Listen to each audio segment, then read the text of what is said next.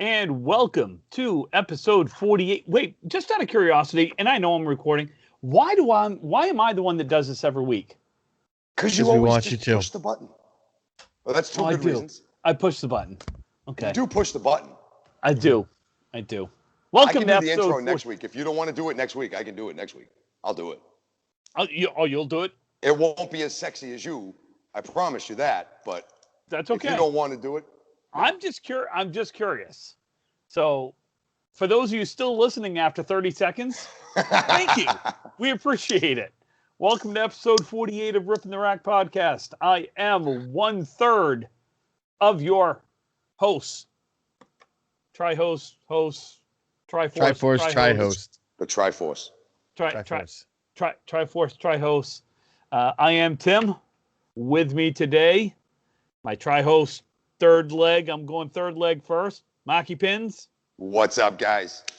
How you doing, buddy? All right. Good to see you guys. Good to see you, too. And our second leg of the Triforce Tri-host, Mr. Brian. How are you, buddy? Not too bad, Tim. How are you? How is everybody? Happy Tuesday, everybody. Happy Tuesday. I'm tired. I am, too. I didn't even bowl yesterday, and I'm tired. It's Tuesday. Tacos for dinner later tonight at my house. You guys want to come down? Yep. Ooh, Taco Tuesday. Taco Tuesday, baby. Every single week. I love it. If I could get down there in a reasonable amount of time and back home before Angie gets out of work, I'd be there. Well, we'd probably bowl a league at Riverwalk if we could. But I'd probably bowl a league at Riverwalk. How convenient. I have a Tuesday night speed league. Oh, you guys should join the league next year. I'll feed you tacos and you can bowl the league and it'll be a gigantic shit show. All right. That'd be awesome. Actually, that would be fun. It really would be. Uh-oh. I am trying to expand the league next year from doubles to triples. I would love to. I don't know as if driving 3 hours for one league. It's a long way. You guys just froze on me. That's why I said uh-oh. And I'm just staring at two very frozen screens. And I'm like, are we still frozen? Uh-oh. No, I can see you now moving. Did it come back? All right, everything's good. See, I did that to Brian earlier. He thought I was frozen, and then I just went like this. Now I'm paranoid. And didn't move at all. And he's like, "Oh my God, you frozen!" I said, "No, I didn't." April Fools. April Fools. So we had a small tournament Sunday at Lita. Yeah, I heard there was a thing somewhere up at Lita. Was it? Yeah. There was a thing. You guys just froze again. That's why I was quiet and not moving. I'm sorry. This is terrible. Dude, you might want to. It's perfectly fine for me. So you may want to check your interwebs. I will. Okay, continue. I'm sorry. Or stop doing updates while we're recording. There's no updates. They finished. Just go. Oh, okay. Come on. Okay. Wow. So first, I'd like to congratulate Mr. Chris Merrill on his victory yesterday. He did something that I don't think anyone thought, and that was he went over 25.50. He went 25.80, 129 average, which for Lita lanes right now is amazing. It's pretty good. Yeah. Oh my God. I was watching some video of the guys bowling. The pins were moving pretty good. Friday night when we were there, we walked in, the decks were slicked up, and there were some good scores in there on Friday night for the Pro League too. So I'm sure they might have retouched them up to get some good pinfall. I did predict on Facebook that nobody would go over 2,500. I was kind of right. Out of 68, only two guys did. Yes. Chris, who ended up winning, which was awesome. Was happy to see him win. Surratt came in second, not far behind him, also over 25. But 2 out of 68 bowlers, only 2 average more than 125. So I'm going to go on record, if I remember correctly, out of the 5 guys that I said would finish up near the top, or either win or up around that, I had chosen 5 guys. 4 of them finished second, third, fourth, and fifth, and the other one finished 8th. So I would think my prognosticating ability is better than my English. So what are you like Tim Aristotle? Is that what you are? Yeah, you can just call me Tim Aristotle. Can you pick some lottery numbers for me? Because like I need some new pins in this place. Like, can you help a brother out a little bit with that? Yeah, if you can do that. If you can do that, Powerball's shit, getting up there. That's what I'm saying. I tell you what, if I win, I can't remember if it's Mega Millions or Powerball. One of them is getting up there. Powerball. I thought it was Mega Millions, but it doesn't really matter. One of them. One of them's Either over way, 100. it's a lot of friggin' money. It's a lot of money. If I won, Mark, I tell you what, you would get new pins. I love your face, brother. Thank you so much. That would be great. That would be. And I might even bowl a league there next year. I'll feed you tacos. Yes, you will. I'll bring tacos every Tuesday night. I'll bring them. So I talked to Chris a little bit today. Seeing how he was doing stuff like that. Asked him a few reporter type questions, just because. And I do have one question though before I get into this. Aaron Merrill had asked me, has anyone ever led it from wire to wire that you know of? I feel like we lost Brian. We did lose Brian. Yes, we did. He was saying earlier the internet's been spotty. Yeah. I know the year that Boudreaux won it. I can't remember if it was like 15 or 16, but he was leading for the majority of it at the very least. I don't know if anybody's gone wire to wire. If there's any crazy stats people out there that have books from that far back, that would be a great thing to chime in. Let us know. I'd love to know if Atkins maybe did it when he set the record. I don't know. It's entirely possible. I don't know if anybody's done it wire to wire. Chris led it from Game 7 on. He did. That's pretty dominant. Yes, it is. That's pretty impressive. His front five, he struggled a little bit. 131, 103, 106.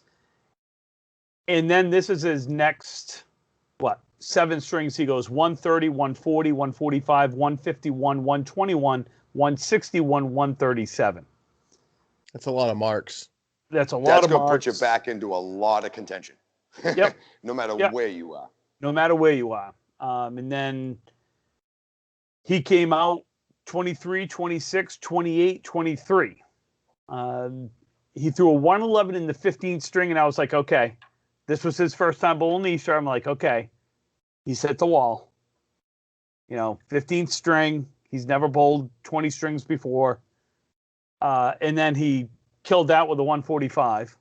Mm-hmm. And then he follows it up with a 105. And I said, okay, there it is. There it is. Surratt comes out with a 152 against that 105. And I said, oh, Surratt's making his move. And what does Chris do? He goes 122, 163 to put a nail in the coffin. Yep. I was talking to him about that 163. I was asking him, I said, so what were you thinking going into the 19th string? His had the lead. He had a decent lead. Actually, it had been cut in.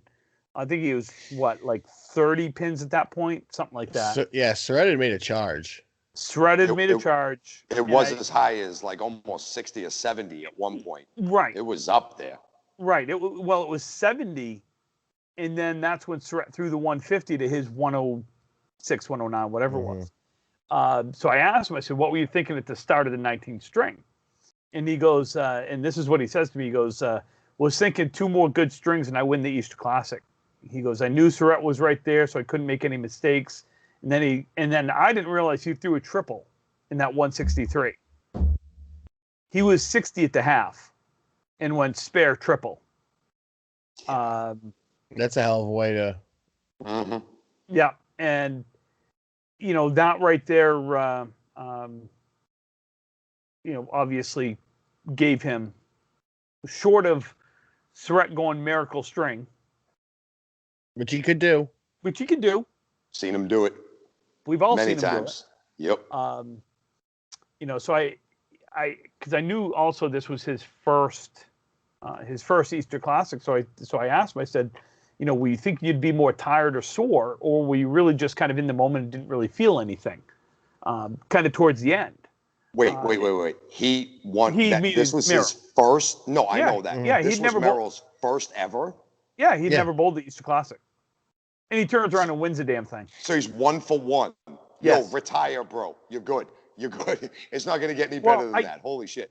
I told him it was a tainted victory, and I put it on his Facebook page. It's a tainted victory because I didn't bowl. So he can't say he's beat everybody. You didn't bowl, I didn't bowl, Brian didn't bowl. I mean, it's tainted. It's fake news. Oh, okay. You can say that, I guess. I mean, you can drive your car with your feet if you want to. It doesn't make it a good idea. That's true. So I just asked him. I said, obviously he was sore today, and I would imagine. I can't imagine the pain. It's rough. He said, he goes, once he got through strings 13 and 14, he goes, somewhere in that area, he goes, it was all adrenaline from that point on. He did say, he goes, I did think I'd be more sore, but he was actually more tired. And then he kind of laughed. He goes, it was past his bedtime. I mean, dude gets up at like 2 o'clock in the morning. He gets up at 2 a.m. to go work. And I think they started the 20th string at like midnight.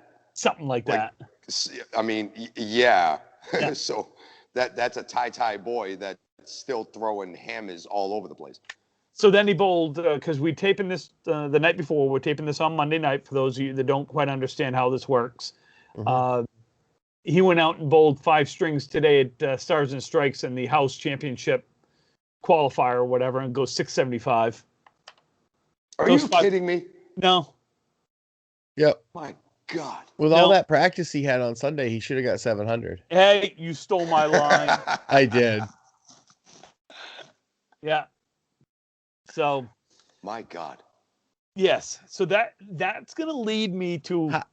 How was his hand even able to hold a bowling ball and throw it today with rotation? Like, how did his fingers just not fall off? More often than not, that's the worst part. You can, like, the body aches suck. Yes, there's Tylenol and Aleve for those things. You could take a few extras. You can do what you do to manage your own personal pain. But the fingertips is what always killed me for like a week after the Classic. It is so hard to even hold a ball. Like, let alone my shoulder killing me or, your legs hurting or everything just being sore. Your fingertips feel like there's just little knives and razor blades all in the tops of them. To the point where I don't even want to look at a ball. My finger hurts if I even look at a ball for a week. Then he picks it up tonight, those 5 games, and almost hits 700. Yeah. That is legendary. Mm-hmm. Yeah. That is legendary. So that's going to lead me to a question. And I talked to Chris about this, and Chris knows that I'm going to bring this up. Okay. Uh-oh. Someone asked me, and I'm going to leave names out of this because honestly, I don't know the person. I apologize. I don't know them. Is it time that we start talking about Chris Merrill being one of the greatest bowlers from the state of Maine? So I want people to kind of put a timeout here real quick. Chris Merrill is a great bowler. I'm saying it. I'm on record. Mm-hmm. I've told Chris this. Chris Merrill is not remotely close to being one of the greatest bowlers from the state of the Maine yet. He has been a great bowler for 3 years. That's it. He was a good bowler for a couple of years before that. Right. He is very on his way. Yes. I roomed with Chris personally in 2016 when we went to the Worlds. Yep. And I enjoyed every moment I spent with Chris. He's a great dude. And even then, you could tell that there was something there. He was one of those guys that you call sneaky good. At the time, you didn't know where he was going to come from, but real quick, there could have been a 130 thrown in your face and you didn't even see it coming. Yep. He is very good as a bowler. One of the greatest, not yet. It's hard to call any of us one of the greatest that haven't had at least a 10-year career yet. Yeah. Well, that was kind of my whole point where and I told Chris, again, I'm being upfront with everybody. I have had this conversation with Chris Merrill. Matter of fact, I had it earlier tonight that I was going to bring this up and I was going to talk about this. To me, to be considered one of the greatest bowlers, I don't care if it's from Massachusetts, New Hampshire, Canada, wherever, there has to be longevity involved. Yep. Fact. We all know tens of people who were great for 3, 4, 5 years and then fell off the face of the earth. Or were great for 4 or 5 years and then just said, I don't really care anymore. Mm-hmm. And became good. Yeah. Like the fire in the belly goes out after a while. Yeah. And it's tough keeping that fire in the belly for that long. But to be labeled as one of the greatest, you must. I caution people to be one of the greatest. You are foisting greatness on someone that may not be ready for it. Mentally, emotionally, whatever, physically, whatever. Charlie Milan is one of the greatest ever from the state of Maine, and he bowled for 50 plus years. I would say he's just flat out one of the greatest ever. Me too. I'm just saying. Yeah. I'm just talking, when people say one of the great, Russ Neely is one of the greatest from the state of Maine. Longevity. Al Joy. Holbrook. Longevity. Holbrook. Longevity. Yes. You start going down the line and you look at people that you don't really think of having longevity until you realize, like Sean Baker. I was just going to bring him up personally himself. Yes. People don't realize, like I didn't even realize it until I was looking back through records. Like his first Worlds was like 94, I think, something like that, 94, 95. He was like 20 years old. We were just talking, actually, we were just bowling against each other. He was saying he's 45. Yeah. And he's been bowling for like 25 years professionally. Right. You have to put a guy like him with that long of a career, his accolades that he have, as one of the greatest ever. He's got a 20-year plus career, and he's not even done. He's in the prime of it right now. That's a scary part. He is not even done. Not even close. Sarge. Yep. Yes. He may be done. I think he's done. But you have to put him as one of the greatest. Right. Because he's another guy that started longer ago than we think. Yeah, I think it was mid-90s. Yeah. There's video of him bowling on the old, early as far back 90s. as I could find. Yeah, it was like 1993 out of the old WNDS show out of Park Place back in the day. Yeah. Well, he's in the 90. He wins the 92 or 93 knockout. Mm-hmm. In one of the folders I have. When you look, so this is what I want, and I told Chris this. This is something that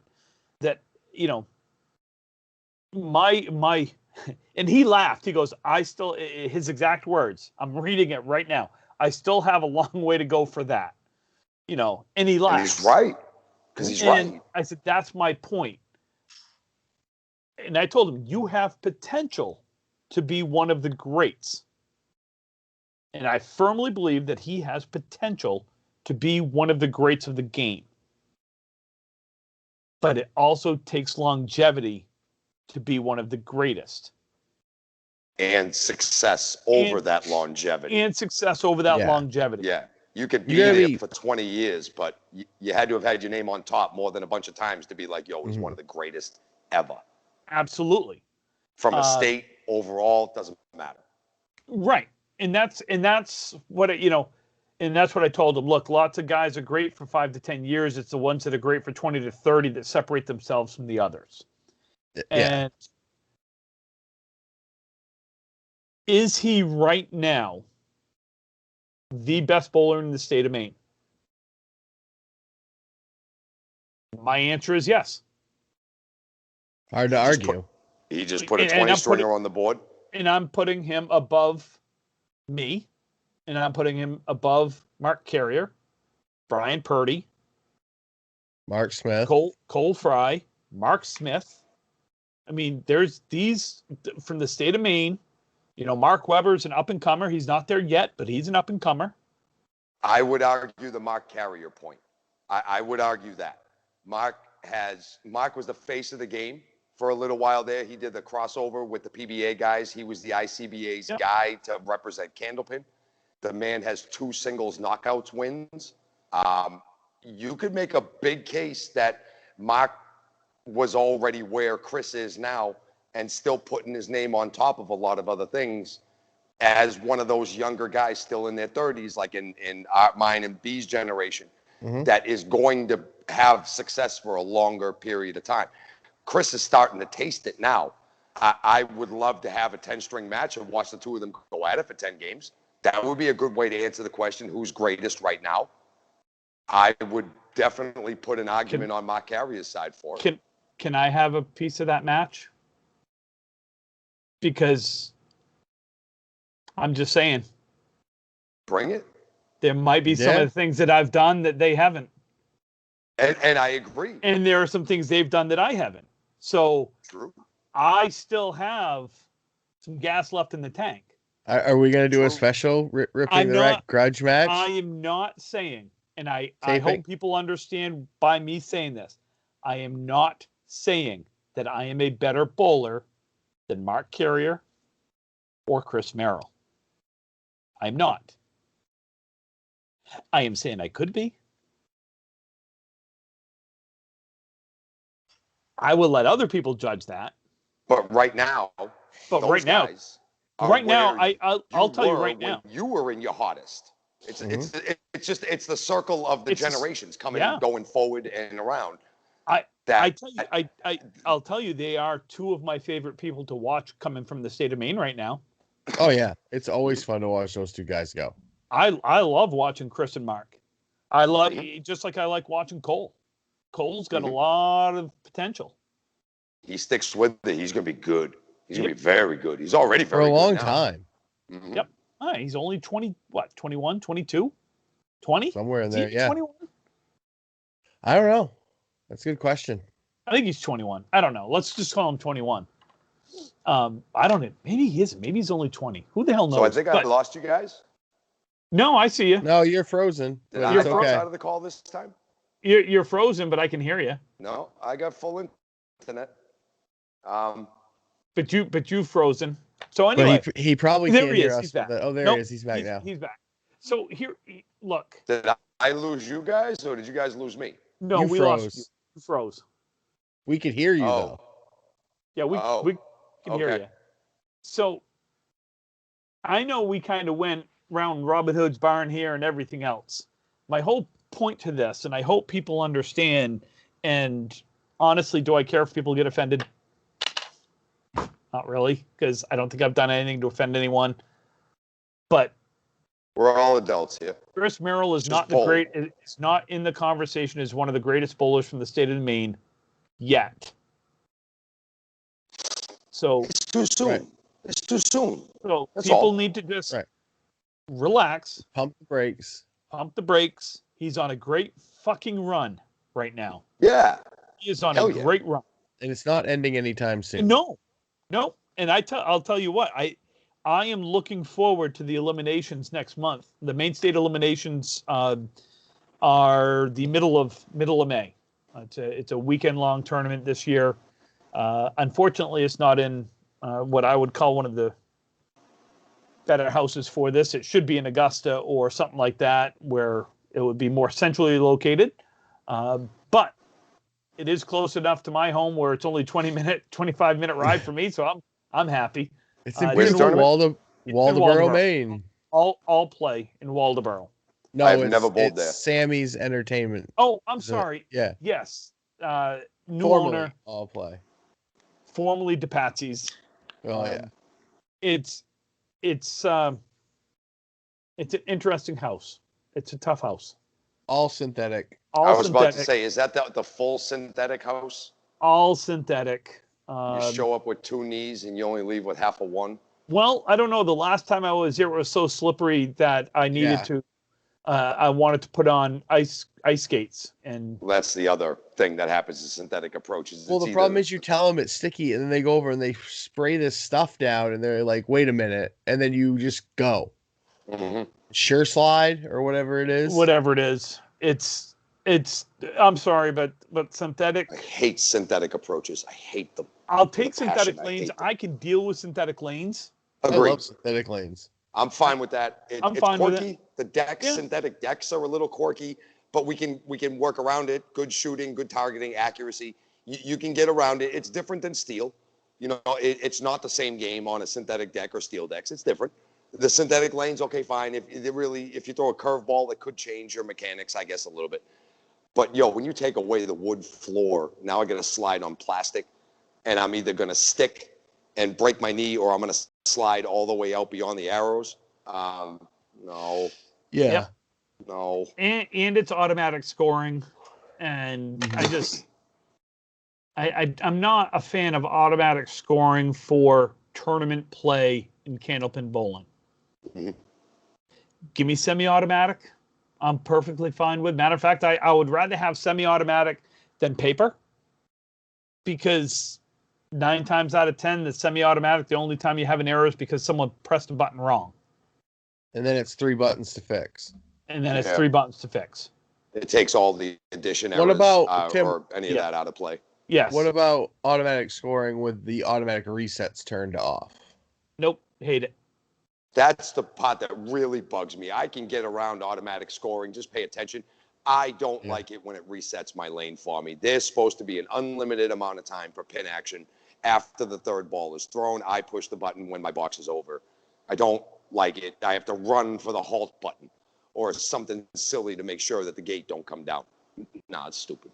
Yeah, Stupid. don't It like it. belongs in 10 pin. It belongs in 10 pin. I just not belong I in just candlepin. don't like automatic scoring for candlepin bowling. It's not Mhm. it's not foolproof enough, I guess is what I would, maybe that's the wrong word to use, but too many errors. Too many errors. So automatic scoring, Tim, leads me into how is this going to work in the Worlds next year? As we know, the Worlds are in Lita lanes. Look at that segue. So we bowled last year. I'll start with this, and I'll describe the differences in different automatics. We bowled the Candlepins for cancer. correct way to call it. Right, the Candlepins for Cancer. Right. American Championships. American Some Invitational. domestic- Right. It was not the Worlds as we think of it. The format was very similar, but it was a very different atmosphere. It wasn't really the Worlds. However, Portsmouth Bowlerama has 100% automatic scoring. Now, they also have the little screen at the table where if the machine messes up and it gives you an 8 when you should have got a 9, you can do the correction right there. Yep. You can fix it at your lane. Everybody looks at everybody and goes, yeah, no. He got a 9. Just fix it. And somebody fixes it. And the guy got a 9, and we move on with our lives. The scoring system that is in at Lita Lanes, same scoring system that's in at Woburn Bowlerdrome, used to be at Charles Street Bowl in Malden, Massachusetts, which is gone now, is what they call Pro Score. You have 3 buttons on the table. It's skip, there's reset, and there's halt. The only way to make any kind of scoring correction is to go to the desk and have somebody at the desk make the correction for you. And we went through this a few years ago. We bowled the Mixed Worlds. Yep. The Mixed World Championships. 3 men, 2 women, 1 guy under 120 average. Great tournament. Love everything about it. With that particular scoring system, the factors of substituting bowlers in and out becomes a little crazy. Getting the right person's name in at the beginning of a string becomes crazy because you have to go to the counter, wait in line. They have to put that person in. The idea of having a score correction, you have to stand at the counter, you have to wait your turn to get a score correction done. They're going to have 24 lanes going of teams, and they have 2 computers they can make score changes on. Those odds are not in our favor as the bowlers and as the competitors. We went through this problem and this process basically, and it became a problem. It was very, very It was aware. a huge problem in the mixed worlds. We didn't get out of there. So number one, the time it adds on. we started is at incredible. 9:00 Saturday morning. We did not leave until just after midnight Saturday night. And then we're back in there at 9:00 Sunday morning. And we did not get done until almost 9 o'clock Sunday night. That was just for one weekend tournament. Yeah. You are one now string round one- robins. One string matches. Yes. Should have been an hour a game. Yes. An hour a game is 9 out of 10 times when we have these tournaments where they're like one string situations, even worlds matches, even Friday night Pro League matches, 3 strings. A match lasts about 3 hours. They start at 8 o'clock and we would get done around 11. Here we get done a little faster at Riverwalk because the machines are a little faster. We get done 10:30, 10:40. But all in all things considered, on average, you're looking at 50 minutes to an hour. We were averaging an hour and 20 minutes for every string. So now you are looking at 4-hour matches. Mm-hmm. Here's the other 3 thing. a day. Well, here's the other thing. You can't start matches either when you get done. Like if both teams are ready, like you just can't jump in and start your match like we're used to. You now have to wait for all the computers to be done to reset. Correct. Yep. So my question, and here's the thing is, I do like going to these different houses for this tournament. Mm-hmm. I do. I enjoy it. I enjoy going to a different part of New Hampshire, Massachusetts, Maine, Nova Scotia, New Brunswick. I enjoyed that aspect. Okay, before all I knew was Bangor and Fredericton, and then Bangor, and then Halifax. Mm-hmm. And that was it. That's what I was used to. Once it transitioned to this new, the ICC or whatever it's now called. Yep. International Candlepin Championship. Yep. As they call it up in Canada, the Intergalactic Candlepin Championship Challenge or something. Yeah, something like that. I enjoyed moving away. I miss Bangor. I love bowling in Bangor. It's one of my favorite houses to bowl in. Agreed. I've always enjoyed bowling in it. I miss it. I was really looking forward to the Worlds being there again. I understand why. I get it. It is what it is. Can't lament on it. So here's my question. Is there a way, if we're going to do lead the lanes, which we are, by all accounts, that's what's going to happen. Can they put it in practice mode where you can press the button and reset and keep score on paper? Yes. That's the only logical way we do it. I think that's how it has to be done. And you know what you do? Otherwise, you're there from 9 in the morning to 9 at night every day. You get 12 whiteboards, 6, and you just put them on each set of lanes. It's got each team's name on half of it, and you just write your totals at the end. That way, people know what the match is. Those machines. You guys probably can't hear me. No, I can. Okay, all right, you froze on my end, but yeah, and that's how you could that way people could just stand in the middle there because they got that great middle and just look at the whiteboards and be like, okay, that's that match. All right, over here, Those particular scoring systems, that Pro Score system, has a setting in the back along with the rest of the brain of the machine, how it's all tied in together with the cameras and such, to shut off camera activation. Okay. I used to play around with the ones at Woburn Bowlerdrome. They used to have the $30,000 Comcast show. You guys froze on my end again. I don't know if you can hear me, so I'm going to keep going. Oh, we can. Yeah, you're we fine. can hear you just fine. They had that for the $30,000 Candlepin Challenge, and they would have the lanes turned on and the machine shut off. The Pro Score machine shut off, and you had to push your own button. It can absolutely be done. It's part of the setup, unless they got a prototype setup that does not allow that, which I don't know if that's a thing. But it can be done. It can be done. It would be confusing and difficult for other people behind us watching the show or not watching the show, but watching the match. Well, yeah, watching the show too, but watching the match, it'd be very, very difficult for them to know who was winning or what the score was. But to be honest, at the Worlds, it's more important that we know the score and we know what the thing is. So if there's any. And we lost him. Brian, you there? Yeah, sorry, it froze. I tell you what, the internet is very wonky tonight. We had a huge outage affected here in the Northeast. affected the Northeast, actually all of the Northeast for Spectrum. So my assumption is that's what's causing this wonkiness. I lost you. You're froze on my end. Hello. Oh, there you are. You're back. Hello. Sorry, everyone. This is technical nightmare right now. And that's okay. That's okay. So, as Maki comes back, hopefully eventually soon, he joins us.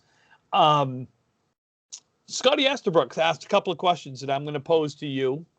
Okay. The first one being, what do you think is better, 2 boxes at a time or 5 boxes at a time? 2. Okay. I like 2. Do you think a high string is harder with a 2-box style or a 5-box style? Yes. High strings for me are hard anyways. But 2 boxes at a time is harder because it's harder. And it's such a hard question because when you're 5 boxes at a time, you can get some rhythm. Hey, Mark. Hey, guys. I don't know what the hell just happened. I was in the middle of talking. You guys were fine. And the next thing you know, everybody was frozen. I don't know what the hell's going on here. I never lost internet. Everything was still there. I don't know what's going on. I'll tell we talked a little bit about this when you dropped off. We had a massive internet outage and cable outage that affected all Spectrum users in the Northeast.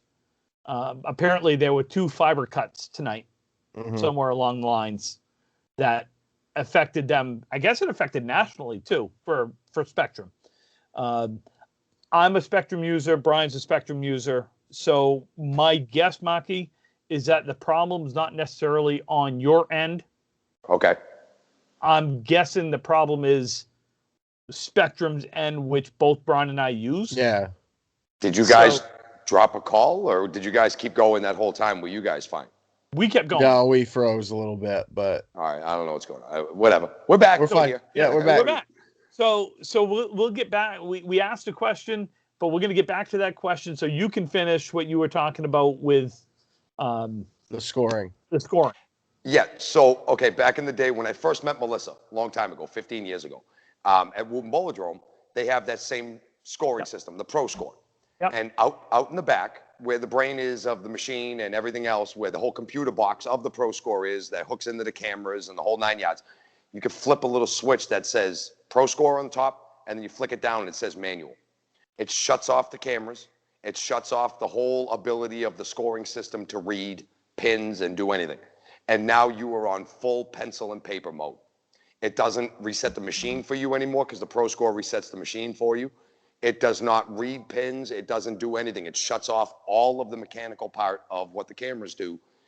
Unless Lita has a different version of that scoring system. Right. I don't know. True.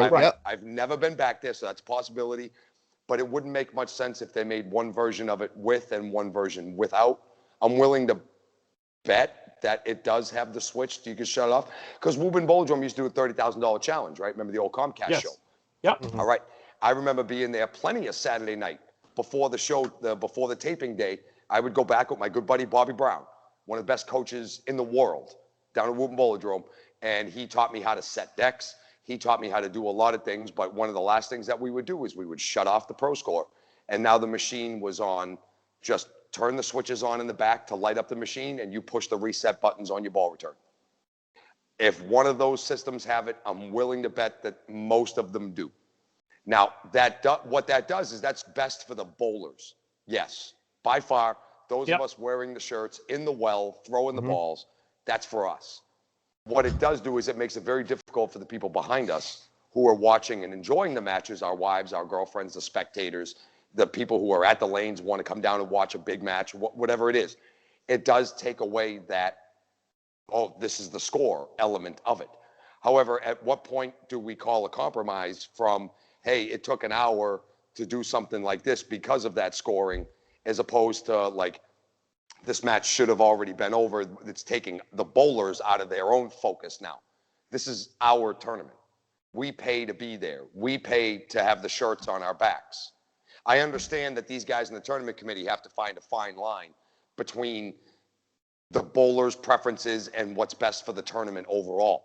Best for the tournament overall is having spectators there watching and cheering and making noise and buying food and drinks at the bowling alley and supporting the lanes and stuff like that. However, without us being on the lanes doing our thing at the highest level humanly possible, you've now sacrificed the bowlers' wants and needs for those who are not wearing shirts, their wants and needs. And as somebody who is going to be wearing a shirt, I think our needs should be handled more so than other people who are watching. You can have somebody on the team that can, like B was saying a little while ago, put up whiteboards and put up the splits after every 2 boxes. Who's up by what pins, who's up this. Now people can know. They can do the math in their own head. These 2 guys are bowling against each other. This guy got a spare 9. This guy got an 8 box. Well, this guy just gained 11 pins on him. What's more important is the critical question. Is it the bowler's focus and concentration, or is it the fact that people behind us can see the scores? I think if you ask any of these bowlers, we would rather see telescores, like with the lights shining up, or we'd rather see pencil and paper. Or one of the others. Or CompuScore, the semi-automatic, right? Like Academy and Bangor, right? All of those. Those are preferable, but those are a rare commodity nowadays. They're not as prevalent as they used to be. So it's something like this, real quick, this leads me to something, Tim. Marky's talking about being comfortable, being in your element.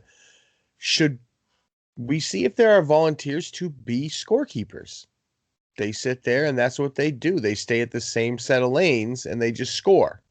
They get to watch the tournament. I don't like that either. Your scorekeeper is your 6th man on the team, in my opinion. This is coming from a professional scorekeeper, mind you. That's what I do. Your scorekeeper, in my opinion, I think a lot of people would say this, is the 6th man in the lineup.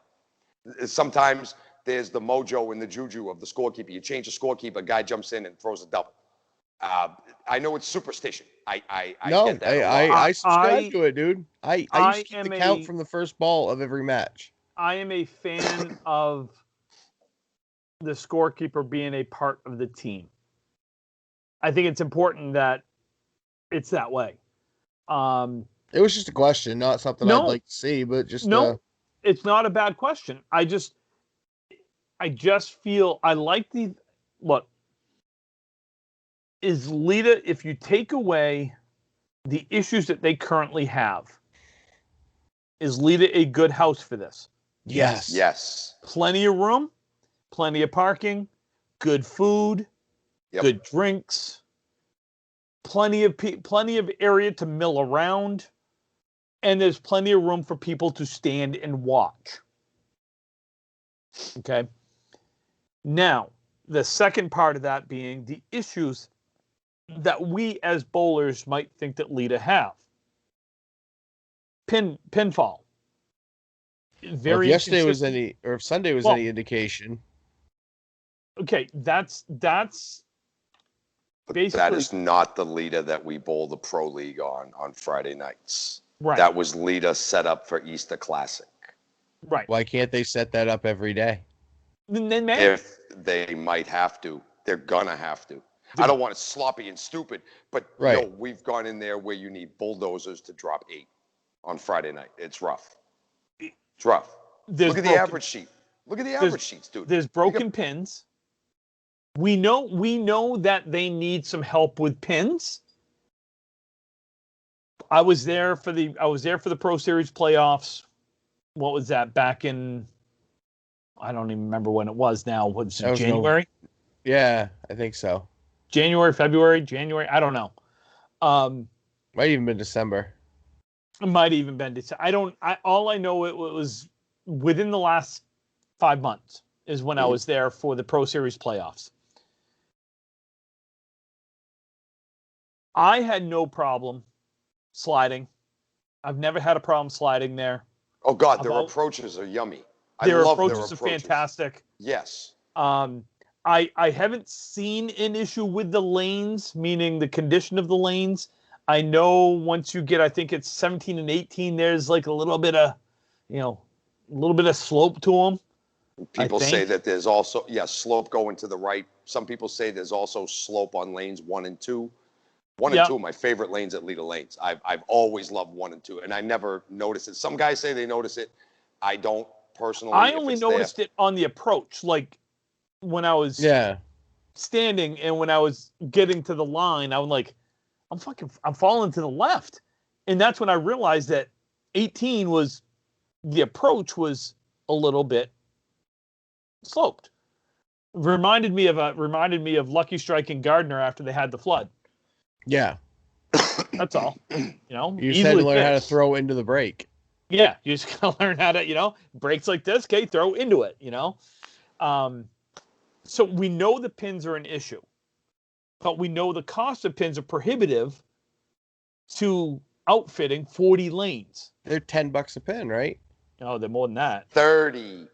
Oh, wow. $35 a pin. A pin, if you're not on the special Pirella pricing level grid thing. Right. Yes. At 35 a pin and 25 pins a well, I mean, that's $875 a lane. A lane. Yeah. Times that by 40 and you're $35,000. Yes. I mean, you're The not worlds going will not make that. You're not going to go $35,000. So they need something. I don't know if they need to go through and just take out the broken pins and add a few here and there, something. That's what I do. If you're going to have it at Lita, let's think of the logistics of it. There are two sides of 18. There's 36 lanes at Lita lanes. So if you're going to have two sides of 12, or even if we don't fill it at 24, I don't know, we're still in the pandemic and stuff. There still may not, I don't know. Let's even say on a minimal. Let's say 20. No, let's say 24. Let's say we're going to have the full tournament. So two sides of 12. Okay. You do 12 on each side. You have the left side and you got a right side, 12 teams on each side. Now, that gives you 6 extra lanes on the side to find as many good pins as you can to fill as many lanes as you can with all the pins that are not broken or sound like magic erasers when you hit them. And I don't know how else to equate it. There have been some good first balls I've thrown, and it hits the pin, and it just sounds like hitting a wet magic eraser with a bowling ball. Yep. Like punch a towel. Pick up a towel and punch it. It's the same sound. If you can combine all of the good ones that you have into 12 on each side, you'd be fine. Okay, game on. You're fine. And even if you had a couple extra left over, because you got now the beauty about Lita is you have warm-up lanes now. Yes. We're back to being able to have warm-up lanes. Mm-hmm. And as someone that's getting seasoned, might be getting. I am seasoned. Having warm-up lanes is huge for me. I can't just throw 6 bowling balls and be, fuck it, I'm ready to go. I can't. My body does not allow that anymore. Can I do it in the middle of a match or, so I've warmed up for the first match and now you're in the second match. Could I do 6? Yes. Because I've bowled previously. I've taken an hour or 2 off. I could do it then. But coming in cold and throwing, okay, you got 6 balls? No, I can't. My body just doesn't allow it. Mm-hmm.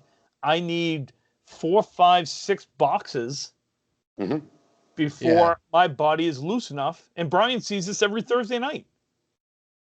I literally throw a string warming up because by the time I'm done, now I got to wait 4 guys to throw a ball. He gets he progressively starts at the line and he just kind of progressively works his way back on the approach. Until I understand. I'm kind of getting to the same way. I'm about That's to be how I 40 am already. In a couple months, and I can't do the 2 boxes and I'm ready to go thing anymore at all. Nope. I need 5, 6 boxes. Daly calls me old man all the time. Every once in a while, I feel like one. Here and there. I haven't thrown a ball in a couple days, and I walk in and throw that first ball and just, ow. Wait, let me slow that down a little bit. Let me get the old bones working a little bit easier, So for me, do the pros outweigh the cons with Lita? Yes, I do believe so. The 2 main issues for me They're very big cons. That's the problem. Very big cons. It's the scoring in the pinfall. So it's the 2 essentials besides the person throwing the bowling ball. It is. But I'm talking about now the pros being the comfort factor, meaning plenty of room, plenty of area, you got good food, you've got enough of that type of stuff. Yes. Okay. The place is set up perfect. It's set up perfect as a spectator's house that Yes. wants to come and watch a great tournament. It's set up perfectly. And the there's higher plenty number of side, Ben. yeah. Good. And there's plenty of hotels within 10 minutes of the bowling alley. And food options. And food options, you know, and for those that don't, you know, for those, you know, significant others that are coming to watch. The Merrimack outlets are right there. 10 minutes away of the Merrimack outlets. I mean, let's face it, there's plenty of good.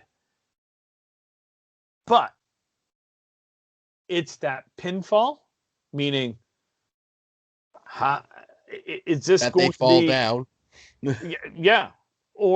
And obviously the scoring, which is to me is the biggest issue that needs to be addressed. And I do want to get Barber or Somerton or someone from the committee on here, so we can discuss and figure out and hear it right from the committee's mouths on what has been promised. You know what I mean?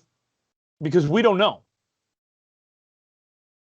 Maybe Lita has said, "Hey, look, we're taking a full month this summer, and we're redoing the lanes, and we're getting new pins, and we're doing all this not just for the tournament, but for the business." We don't know that. Maybe they're doing it anyway. True. I'd rather bowl the worlds on literally brandy new pins. Done it before. I'm averaging 113 up there on Friday nights, and it is not because I'm a 113 average bowler. Sean Baker is averaging 117. He is not a 117 average bowler. Brian Fuller is averaging 115. He is not a 115 average bowler. Nope. Every one of us is averaging 10 to 12 pins less. Yep. Even here at my own league at Riverwalk, which is supposedly the dungeon of candlepins, right? It's loud, and pins don't fall or anything like that.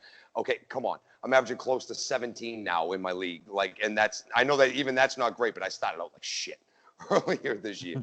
But like I'm telling you right now, there are people bowling there, and then they come here on bowl my speed league on Tuesday nights, and they're like, "Yeah, this is better." That should not happen in a play.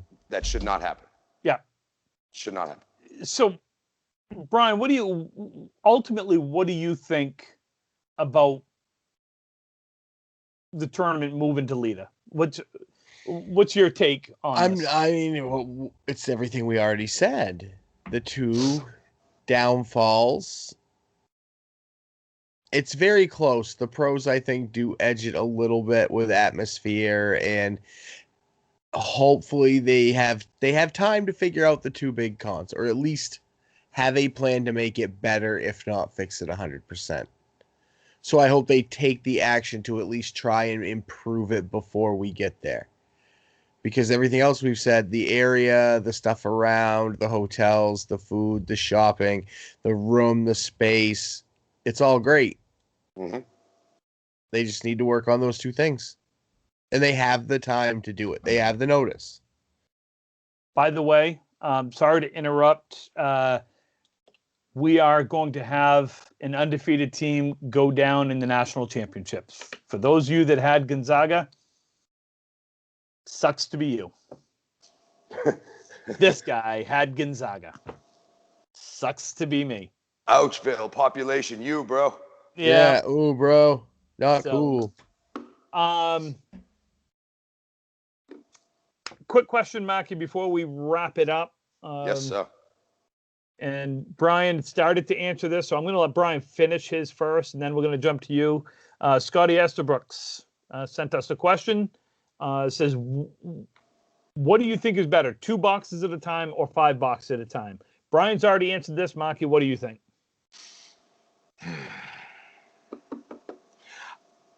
I am not a huge fan of 2 boxes at a time. I understand the tradition behind 2 boxes at a time. I completely respect the tradition of 2 boxes at a time.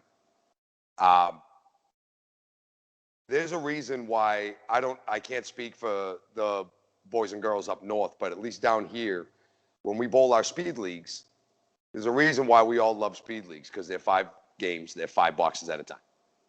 Scores are higher, averages are higher, better bowlers bowl better in those leagues.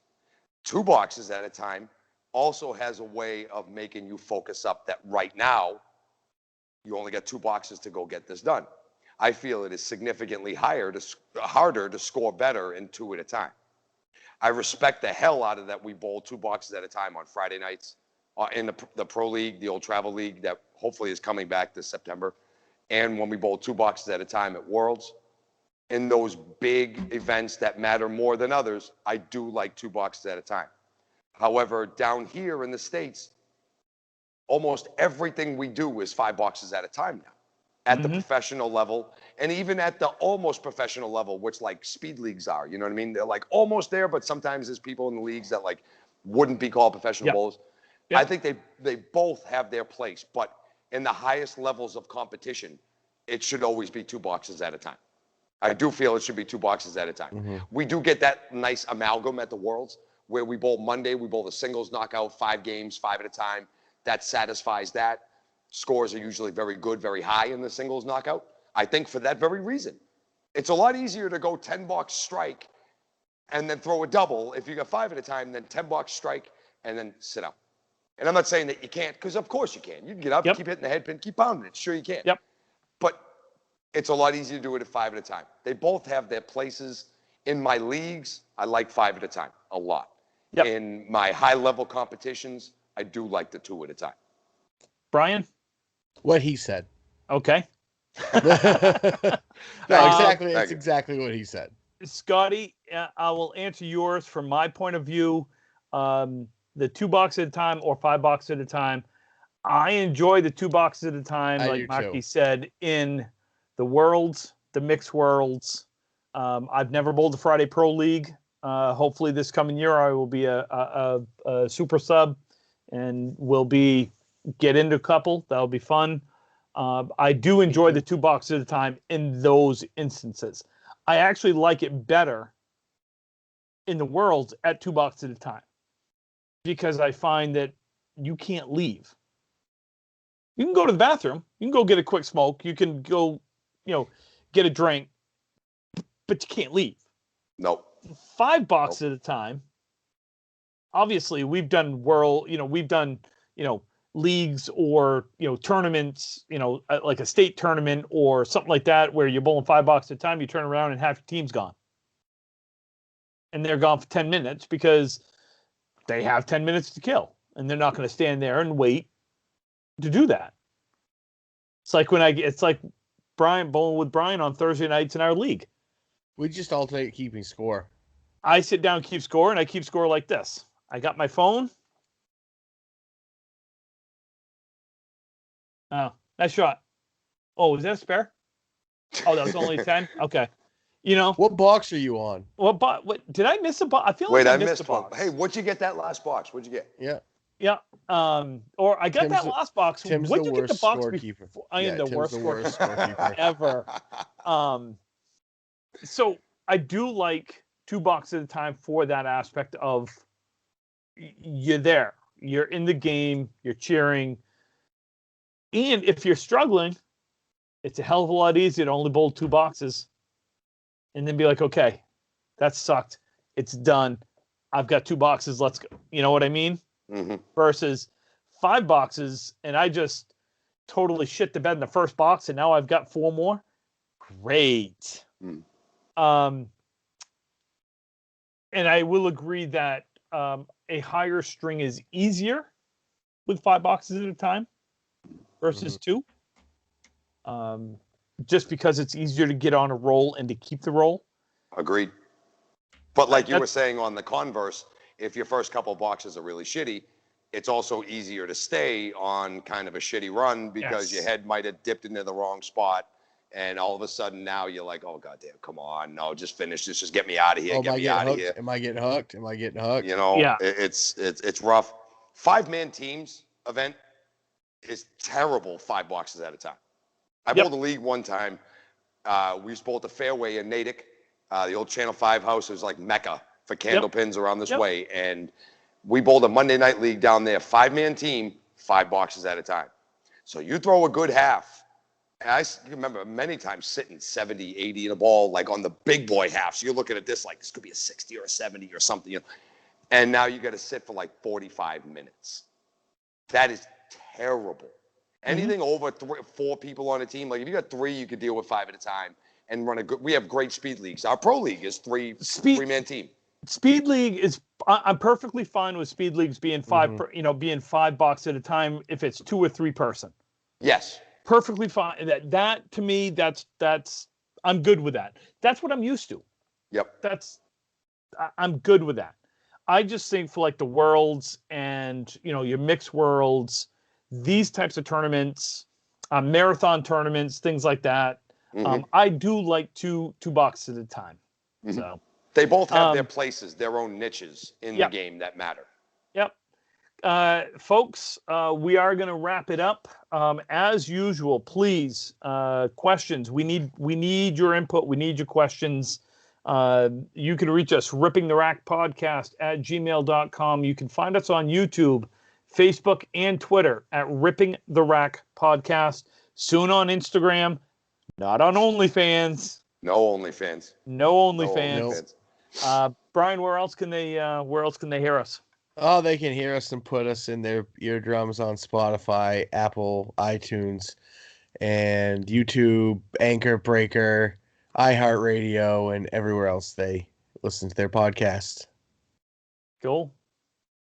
I don't have a topic for next week, so people, get at us, tell us. We're more than happy to take your requests. Have a great week, and don't forget Friday morning, Ripping the Rack podcast, our Fun Friday edition. Anything goes, everything other than candlepin bowling.